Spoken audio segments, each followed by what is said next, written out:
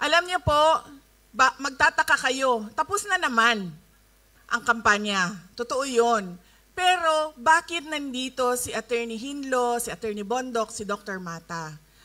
Kasi po, para sa akin, at alam kong totoo, nanalo po sila sa eleksyon nung nakaraan. Kausap ko po IT experts na nagsasabi hindi talaga pwede na totoo yung mga numero na lumabas. Hindi po ako IT expert, kaya sinabihan ko po ang PDP. Sabi ko, kayo ang partido. Questionin nyo kung paano ginawa ang proseso ng bilangan. Karanasan ko po noong 2022, una ko pong nalaman na baka manalo ako bilang Vice President dahil una pong lumabas ang absentee voting, ang OFW vote. Nakita ko po doon ang panalo ko. Ganun po ang nangyari sa kanila. Panalo po sila sa OFW vote, sa absentee voting. Lahat ng makadaupang kamay ko, lahat ng mayakap ko, lahat ng mahalikan ko, sinasabi ko, dalhin nyo ang kodigo, vote straight tayo, 10 ang ating senators. Kaya po, naniniwala talaga ako, sila ay ating mga senators. Kaya nagpapasalamat din na po ako sa oras nila. Sariling gastos po yan sila lahat dito. Sinasabi po namin sa kanila, imbitado kayo sa Malaysia, pero wala po kaming panlibre sa inyo. Kaya gumastos kayo ng sarili ninyong pera. At alam nyo, sa totoo lang, dahil wala kaming sponsor sa aming pagkain, kanina si Senator Amy at ako, nag-uusap kami, paano yung libre sa dinner sa mga bisita natin. Sabi niya, wala nang problema, fish head curry lang naman yan, ako na magbabayad yan. Tapos sabi niya sa akin, iba na yon kapag wagyu na ang usapan. Ganyan po, KKB po kami, pero pasalamat kami dahil nandito sila para sa inyo. Hindi po mangampanya, pero magsasabi po sila kung ano po ang kalagayan ng ating bansa. Ang susunod na pagpapasalamat ko po ay sa atin pong mga nag-opening remarks at nagbigay ng prayers. Maraming salamat po sa inyo. Basahin ko lang po mula sa ating programa. Si Ma'am Elizabeth Domingo de Guzman at si Rosela Vedua Orbeta. Maraming salamat. Alam niyo po kanina, naramdaman ko na na Filipino event to kasi kumakanta na kayo at meron ng video okay sa harap Doon ko na medyo kinabahan na ako. Sabi ko, patay na ito. Kantahan na talaga ito.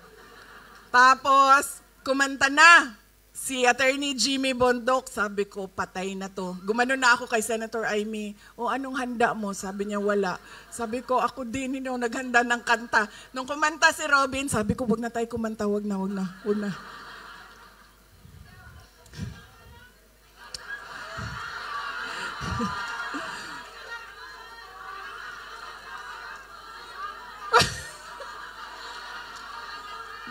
Mag-practice muna kami ni Doc Marites Mata, ha?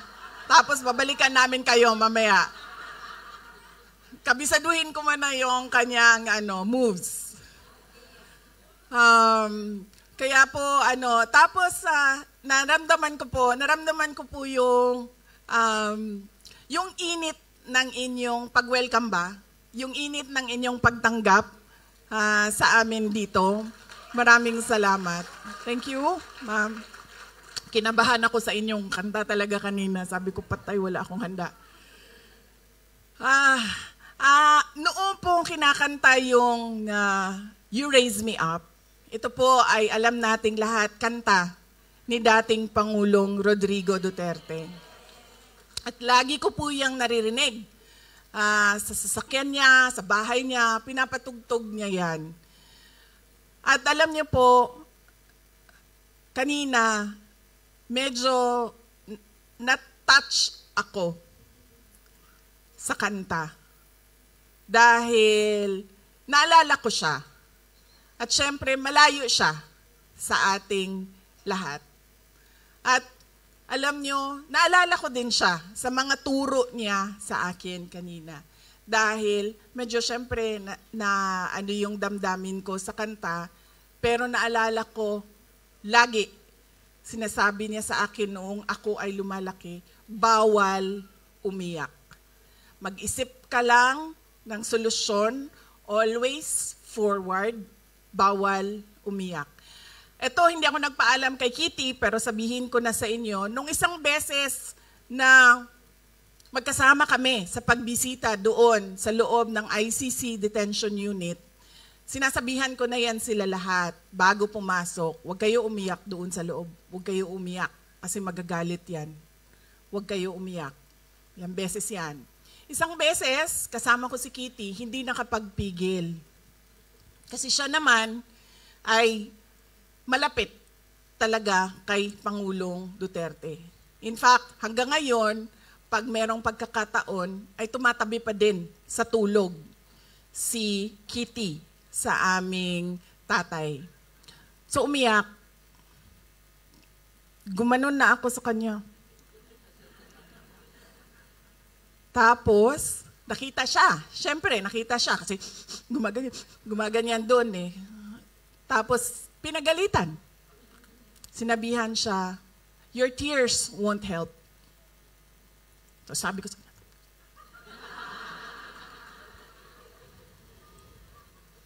ganon siya. Ganon po talaga siya. Bawal talaga umiyak. Noong bata pa ako, naalala ko, kasi lagi sinasabi, di ba? Pag natumba tayo, Pilipino, pag natumba yung bata, nagagalit yung magulang. Di ba? Oh. Nadagma ko. Sinundo niya ako sa paaralan, tumatakbo ako papunta sa sasakyan, tapos diretso, plak! Diretso talaga, flat. Medyo hindi pa ako kaagad kasi nagulat ako sa nangyari sa akin eh. Masakit. Pero nakita ko, nakatingin yung tatay ko, nandun sa sasakyan eh. Gumaganyan. Upo ako sa sasakyan, tapos sabi niya, huwag ka umiyak. Masakit eh, di ba? Diretso eh. So ganon po, kahit noong nakwento ko na ito, noong nasa law school ako, iyak ako, sabi niya, hindi nakakatulong yaang iyak mo. Ang dapat mong iniisip kung ano yung solusyon sa problema. Kaya kanina, napakaganda nung kanta at naramdaman ko talaga siya dahil naalala ko yung tatay ko pero bawal umiyak. So, at alam niyo po, Attorney JV, totoo yan. Itim po ang nararamdaman nating lahat ngayon, kung ano yung nangyayari sa bayan natin. Kaso po, nung binasa ko yung program, nakalagay po doon, my best dress contest. Sabi ko doon sa mga kasama ko, kasi nahuli na dumating yung mga kasama ko eh. Nung nabasa ko yung program na may best dress, sabi ko, pakisabi, dalhan ako ng Filipiniana. Kasi sasali ako sa best dress contest, di ba? Siyempre. Sali ako sa programa na ito. Pero, nung pagpasok ni Robin Padilla, nakita ko yung kanyang barong, sabi ko, aba, napakaganda ng pagkasukat, pagkatahi. Yung sa akin, medyo maluwang-luwang pa. Sabi ko, wala na, talo na ako sa best dress. Tapos, nung pumasok si Senator Amy, natanggap ko na po na hindi ako ang best dress. Sabi ko sa kanya kanina, sabi ko, ang ganda ng green mo. Sabi ko, sa akin na yan. Binigay naman niya sa akin. Gusto ko yan dahil see-through, parang pang Ivana Alawi. Kitang-kita dito, no? Pero, kanina, nung nakatayo si Attorney Jimmy Bondoc dito sa harap, Attorney JV, naisip ko na siya na lang ang ating i-best dressed sa table namin. Kasi nagpagawa siya ng barong para sa oath-taking niya.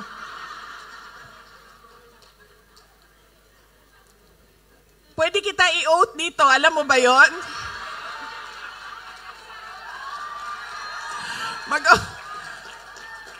Pwede ko i-administer yung oath mo.